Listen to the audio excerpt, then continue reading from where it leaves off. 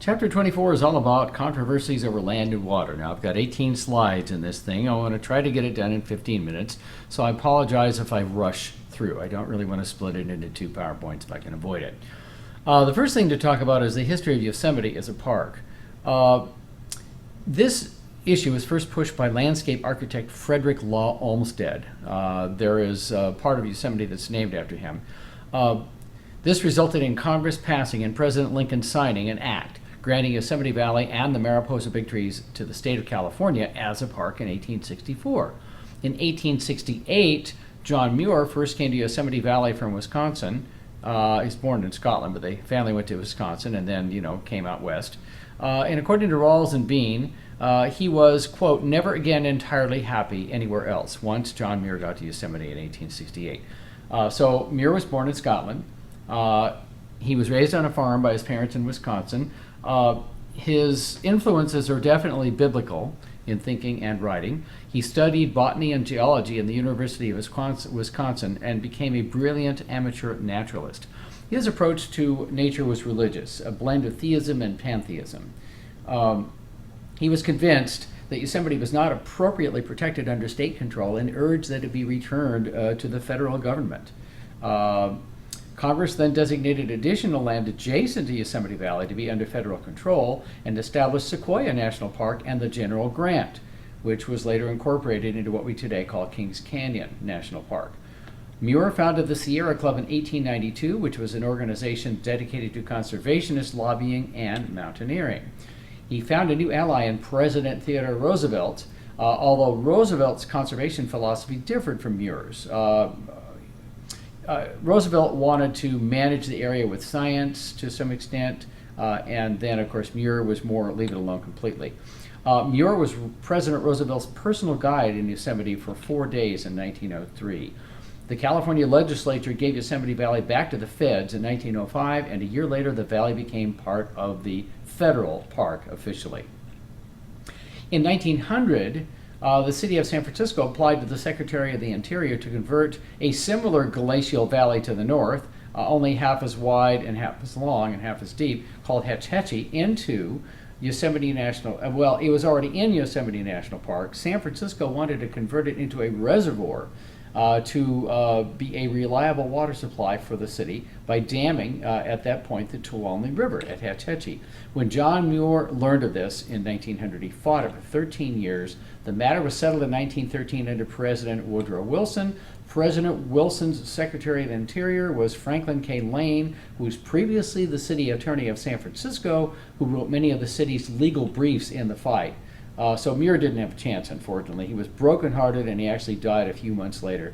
Many who have studied Muir say that the loss of Hetch Hetchy as a place to be preserved for people to visit, turning it into a reservoir, was something that basically broke his heart. So on the left you see Hetch Hetchy circa 1908, and you see on the left, I should say, and on the right you see Hetch Hetchy today. Now let's talk about the Owens Valley and the LA Aqueduct. Fred Eaton was mayor of LA from 1899 to 1901, and he conceived the Owens Valley Aqueduct project. It was his idea. Anticipating the project and anticipating personal gain from it, he bought land and water rights in the Long Valley area near the upper reaches of the Owens River. Eaton showed the water source to then city engineer William Mulholland, yes, that Mulholland. In September 1905, voters of LA approved a bond measure to construct the project. The citizens of the Owens Valley waged a bitter fight. The feds sided with the city of LA rather than siding with the citizens of the Owens Valley in eastern California. Under Mulholland, the project was built, and it opened on November 5th, 1913. So recently it celebrated its 100th anniversary of operation. Eaton demanded a price of at least $1 million for his Long Valley land in the upper reaches of the Owens River so that LA could build a storage reservoir there as part of the project. Mulholland would not agree. He thought the price was exorbitant. This resulted in LA siphoning off most of the entire flow of the Owens River. Owens Valley residents began to sabotage the aqueduct by bombing it. Several parts of the system were bombed. But by 1941, Mulholland and Eaton reconciled, and the dam at Long Valley was built, along with pipelines to tap the streams flowing into Mono Lake, another issue into the 70s and 80s. After many battles, Mono Lake today is guaranteed to stay at a certain level by agreement. So LA cannot siphon Mono Lake dry like they did Owens Lake.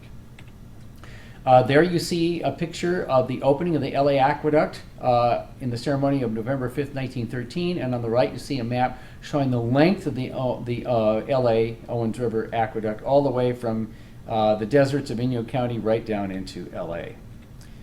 Then there was a project called the Boulder Canyon Project. The general idea was floated by around 1904 by Arthur Powell Davis, who was an engineer for what was then the U.S. Reclamation Service. People in the Imperial Valley were certainly in favor of a big dam in the Colorado River because they were afraid of flooding, which, of course, in 1905, was quite devastating. Which we discussed before with the creation by accident of the Salton Sea. This proposal was introduced in Congress by Phil Swing, who was a congressman for the Imperial Valley, and Hiram Johnson, who of course by then was U.S. Senator from California, in 1922. The plan called for a dam in or near Boulder Canyon, a hydroelectric plant, and a new irrigation canal for the Imperial Valley. LA and Mulholland joined the Imperial Irrigation District in support of this project. However, there was a lot of opposition. Remember that 7 states share the Colorado River, and the upper basin states were kind of afraid that they were going to get short shrift. Too much water would go to the lower basin states. Then Secretary of Commerce Herbert Hoover, who became president later, got all 7 states to sign the Colorado River Compact, guaranteeing about half the water for upper basin states. Then Arizona decided they didn't want to be a part of the agreement and started a bitter fight with California. Further opposition came from American owners of irrigated land in northern Mexico, including, guess what, Harry Chandler, the son-in-law of Harrison Gray Otis, who owned the LA Times. So you can really see the politics here. The feds would lease power from the project to private or municipal corporations, which would build their own lines to distribute the hydroelectric power from the dam in the Boulder Canyon. Hoover could see no other way to pay for the construction of the dam than to sort of have this public-private partnership. He was definitely a private enterprise guy, but he didn't see any other choice in this. The private power companies were opposed to the federal government getting involved in the electricity business. Once Hoover was elected president in November of 1928, the Swing-Johnson bill to build this dam in Boulder Canyon passed about a month later. It was given the name of Hoover Dam by Hoover's Secretary of the Interior, Dr. Ray Lyman Wilbur. President Franklin Roosevelt dedicated it as Boulder Dam on September 30th, 1935, and under the Truman administration, the name was switched back to Hoover Dam in 1947. So there you see a picture of Hoover Dam. I've never been there. I'd like to visit someday. It's quite spectacular from everything I have seen. The Metropolitan Water District of Southern California was formed in 1928 and included LA and several other coastal cities, but not San Diego. And they were thinking, well, we're going to need more water than just the Owens Valley LA Aqueduct. So there was another water bond that was overwhelmingly passed on September 29, 1931, in order to build what was called the Colorado River Aqueduct to get water from the Colorado. It was finished in 1938, began delivering water to LA in 1941. San Diego was hoping to get water from a new branch of the All-America Canal in the Imperial Valley. But it didn't look like it was going to happen, so eventually San Diego formed a subgroup of LA's MWD, Metropolitan Water District, and constructed 2 branch lines from the Colorado River to the San Diego area so San Diego could get water from the Colorado project. Then there was the Central Valley Project, which we should at least be marginally familiar with if we live in the Central Valley. There was strong support developed in 1920 when U.S. Geologic Survey geographer Robert Bradford Marshall proposed a high dam north of Redding and canals to deliver the water for irrigation. The sale of hydroelectric power would pay for the construction. That dam, of course, is Shasta Dam and Shasta Lake, which you did on map quiz number 1. In 1933, the California legislature passed the California Central Valley Project Act, but it didn't have any means of paying for the project and managed to persuade the Federal Bureau of Reclamation, the federal government, to assume costs in 1935 and construction then began in 1937. The biggest part of the system was Shasta Dam, capturing the water from Sacramento, the Sacramento River, the McCloud River, and the Pitt River. PG&E opposed the federal government because they didn't want the federal government getting into the power business because, they weren't necessarily interested in free market.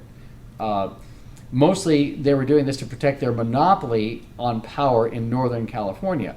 That's why my father, in his day, he's deceased now, used to refer to it as Pacific graft and extortion. Now I kind of understand where that all came from. They were just trying to protect their monopoly. The U.S. Bureau of Reclamation reached an agreement with PG&E finally in 1951. It would sell power to PG&E, and PG&E would allow the power to be transmitted on its lines to a municipal utility. Oh, imagine that. A publicly owned utility would get power from Shasta's hydro project via PG&E power lines to the Sacramento Municipal Utility District, otherwise known as SMUD. The U.S. Bureau of Reclamation was able to build government-owned transmission lines to the pumping plant in Tracy to power the pumps to put water in the canals of this project from the Delta. Here's a nice picture of Shasta Lake and Dam if you've never been that far north in California. Then there was a 160-acre limit. There was a Reclamation Act of 1902, and it stipulated that any one owner of a farmland could not obtain federally subsidized water to irrigate more than 160 acres of land, 320 acres for a married couple. Now, this did not restrict the amount of land a farmer could own, only in the amount of federally subsidized water that a farmer could obtain for irrigation. They could only get federally subsidized water, for cheap water, for 160 acres of their land or 320 acres for a married couple who farm. If the farmer wanted more water, he or she could buy that water on the private market and pay market price. The large Central Valley landowners and PG&E formed a political alliance to fight the 160-acre limit on federally subsidized water. In 1958, the U.S. Supreme Court unanimously upheld that 160-acre limit, saying that the intent of that statute was to spread the benefits of federal water projects in accordance with the greatest good of the greatest number of individuals. Okay? This limitation ensures that the enormous expenditure will not go in disproportionate share to a few individuals with large land holdings. They're trying to avoid, giving all this cheap water to large corporate farms. This convinced the political leaders of California that a state water project must be built to deliver water to larger holdings of land, larger than 160 or 320 acres. Decades later, the Reclamation Reform Act of 1982 was passed during the Reagan administration, which increased the 160-acre limit to 960 acres, including regulations to rigorously enforce the new limit. So much for the 160-acre limit. 30 years ago, it was changed to 960 acres. California now has two massive water projects, the Central Valley Project on the east side, the State Water Project on the west side, and numerous other regional and local water projects. They bring water for cities and agriculture from where it is plentiful to where it is scarce in California. A little bit about water and power and land in California. Much, much more could be said. A lot of people like to make reference to the movie Chinatown, which had, a guy was playing a guy named Mulray, who was supposed to be Mulholland. That was really all historical fiction and really not a lot of true history in it. But people always want to talk about this Chinatown effect, where large entities want to grab all the water they can in California to protect their interests. And there you have it, the end of chapter 24.